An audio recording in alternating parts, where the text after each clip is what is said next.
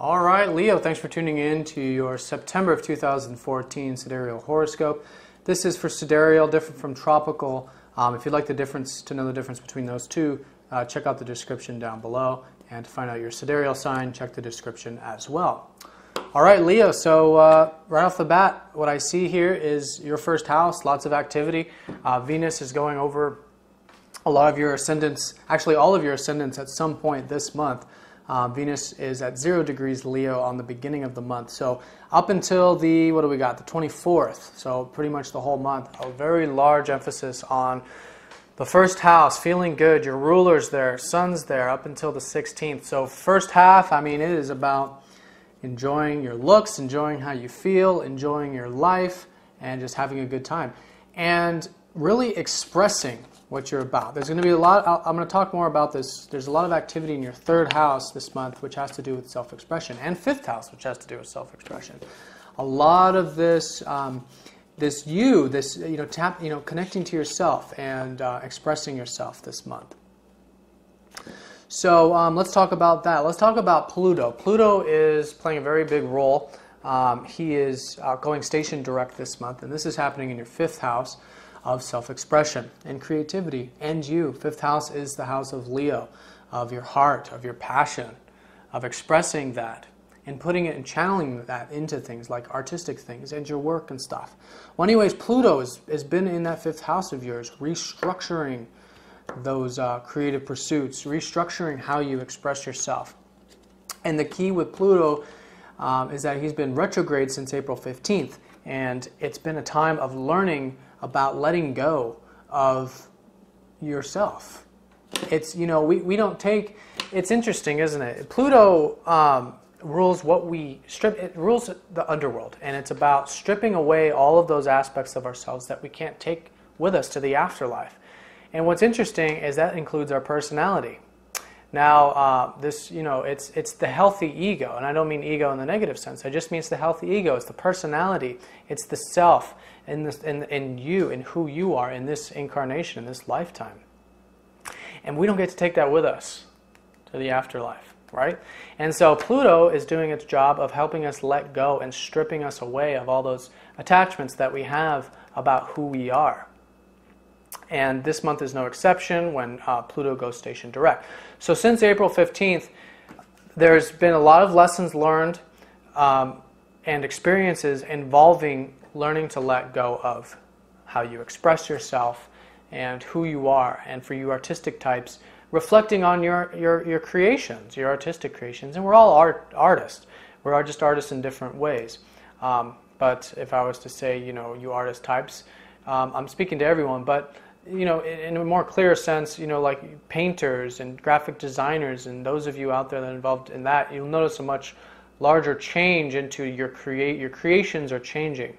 And you're learning a lot about who you are and how you are putting yourself into your work. But again, this is everybody. So lessons learned when Pluto starts to go station direct. All of this that you're expressing, all of this that you're creating is coming to a point now where you're going to have it figured out to this extent, to the extent of what you've learned.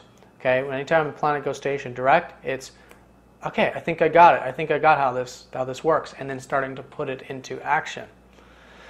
So, so new changes, to say the least, in the fifth house area. And the fifth house also involves romance too. So, but it's all about just enjoying life. So whatever puts a smile on your face, whatever makes you happy, there will be a change in that, a change in a new life. And it's all very positive, like I said. And the reason why I say that is because a lot of the fast-moving planets are having very positive aspects to Pluto right before he goes station direct.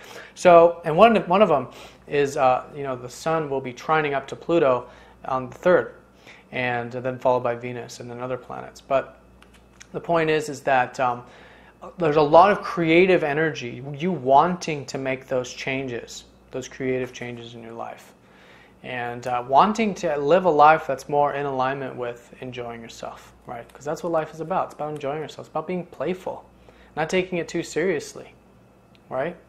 So whatever that is personally for you, definite changes this month in regards to that. Very positive. And this is leading up into the solar eclipse season in October, the next series of solar eclipse. So this is a time when we are open to the change, and then the change coming in October will be much larger, but we're going into it now. We're ready. We're ready to start implementing those changes in our lives. And for you, a lot of it has to do with yourself, your self-expression, and feeling good about it, especially with all these trines are happening from your first house. All right, so that's the major sort of theme this month for you.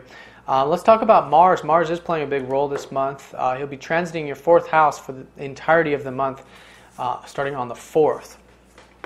So there will be an emphasis on, I think, this is all tied into who you are, right?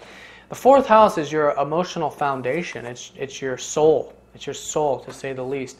What's interesting about Leo in the 5th house is that it's the heart. It's the flaming heart. But where does that flaming heart come from? What allows us to embody that? Well, it's diving deep within our feelings. It's going within because it's emotional. That's why the Leo passion, it's so emotional. It's following that 4th house. So anyways, there's a lot of drive and a lot of energy now that's going to be going into you, tapping into what's true to you, what's true and real to you, and your passions in life. And again, pouring that into creative energy. And that's creating opportunities for you as well with Venus. Lots of opportunities. It's almost like the more you learn about yourself, the more you dive deep, the more you can express, and then the more you're attracting into your life. Because the 4th house is what we manifest, in a large sense, because what we manifest is what we feel. If we feel abundant, we manifest abundance. If we feel lack, we manifest lack, right? So it's about putting energy into how you feel, right? And expressing yourself, because it's all fluid, it's all flowing. It's that watery movement. Everything is moving with the feelings and flowing, being passionate about it. So speak your truth, Leo, and I think that's going to create a lot of opportunities for you and a lot of positive changes in creative matters. But I think you're going to naturally do that. It's the thing about the astrology is you naturally just do it. This is the psychological, relationship happening, psychological changes happening for you guys this month. Now let's talk about the full moon and the new moon this month. Full moon is in your 7th house of relationships. Okay, and let's talk on that. Relationships. You've had Neptune and Chiron transiting your 7th house. So you're healing through relationships. You guys are also involved in a lot of healing of others as well. A lot of you may be involved in healing work that involves one-on-one healing work or whatever. But in either case, there's a full moon here, which is awakening, okay? Awakening your relationship sector. Okay, so this could mean, in a general sense, it just means you're going to be feeling pretty darn awake, because the full moon is about that energy. It's that solar energy mixed in with the moon energy. Everything is full, everything is open, everything is bright. You go outside at night, you can see. It's illuminating, feeling full. The moon is full of that 7th house. So for a lot of you, that could mean new relationships, but overall it's feeling good about the relationship side of things and seeing things for the spiritual lessons that you're learning in regards to relationships. Because if you approach relationships in a way that you are learning spiritually, or that you're using them to become more embodied spiritually, then that's what it's really about, isn't it? And it's a two-way process. It involves you expressing yourself and also being open in there for others as well. So anyways, new beginnings in that area, I think, for a lot of you. And overall, just having more balance in your life. Because there's so much of this I think it's so much self-expression and all this activity in your fire houses. It's just about balance. It's about feeling balanced. There's all these, it's just one. You're just one personality. But you have all these different aspects, but they're all whole and they're all complete. Anyways, so that's the general energy for you guys. Now, the ruler of your 7th is in your 3rd. Okay, so what's interesting is that your relationships are, there's first of all a lot of opportunities available for you in your relationships. Okay, all kinds of opportunities.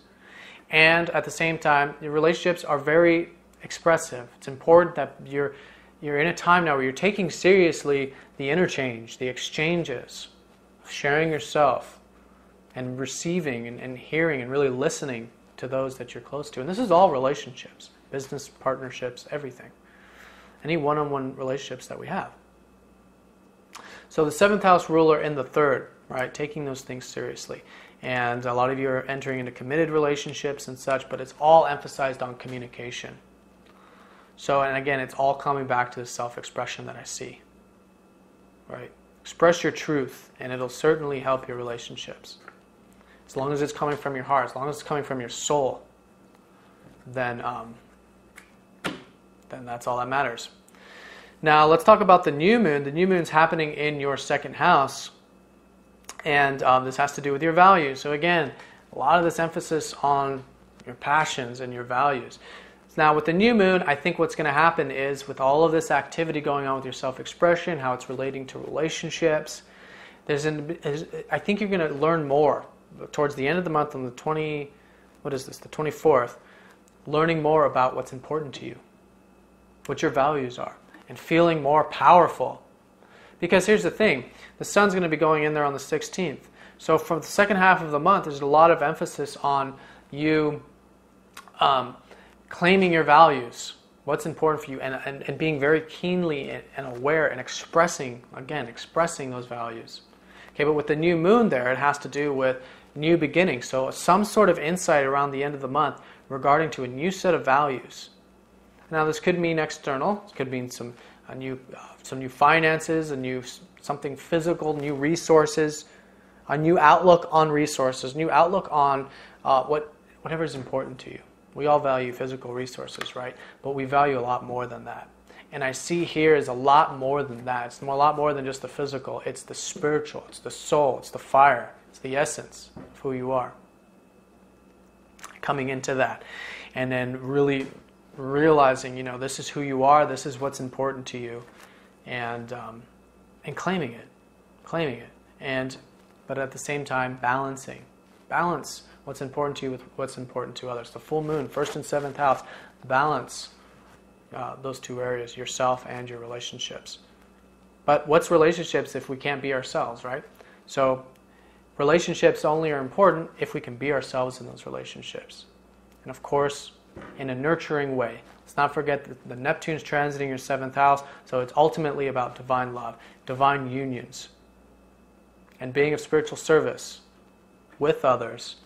And that ties into the whole collective, doesn't it? Being in Aquarius. Neptune's in Aquarius. All right, so that's the fast-moving planets. Let's talk about there's a grand trine taking place involving the slower-moving planets around the 24th. As we start to get towards the end of the month, we're going to start noticing this, and it's going to lead into October. And the grand trine involves Jupiter in your 12th house, Uranus in your 8th house, and Mars in your 4th. For you, the water houses. Okay? So towards the end of the month, we're all going to be feeling very free and liberated. And here's how you're going to be feeling free and liberated. You're going to be feeling free and liberated spiritually and emotionally. I just see it as you're diving deep. You're getting to the spark of that flame, to your soul essence. You're expressing it, and you're finding that the tremendous amount of freedom in that, tremendous amount of spiritual freedom. And then that's how you go with the flow. You go with the flow by listening to your heart. Right? Jupiter rules that 5th house. Jupiter, ruler of your 5th, is in your 12th. Your self-expression is spiritual. It has been, especially so for the bulk of this month while Jupiter's been in that 12th house. Your spiritual self-expression. So anyways, at the end of the month, feeling liberated, feeling free in that area, and feeling free to transform. And really understanding that meaning that the meaningful aspects of life are those things which are constantly changing and constantly moving. So you all will experience this individually differently, but these are just words to help point you in your own soul awareness that you already know within yourself, to bring more consciousness to this month for you guys. All right, so Leo, let me know if you have any specific questions. If you'd like a personal reading, I will look at your personal planets and how these slower moving transits are affecting you personally. So please get in touch if you're interested in that. And have a great month. Thanks for watching, Leo.